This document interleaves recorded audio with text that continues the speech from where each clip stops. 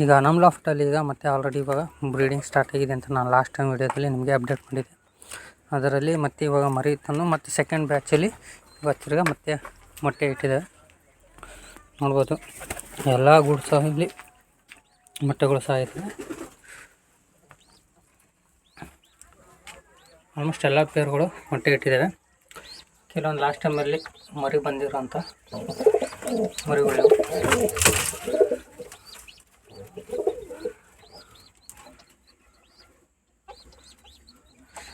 ಆಮೇಲೆ ಇದು ಬಂದ್ಬಿಟ್ಟು ಸಬ್ಜಾ ಮರಿಗಳು. ಇದರದ್ದು ಲಾಸ್ಟ್ ಮರಿಗಳೆಲ್ಲ ಇವಾಗ ಸೇಲ್ ಆಗಿದೆ.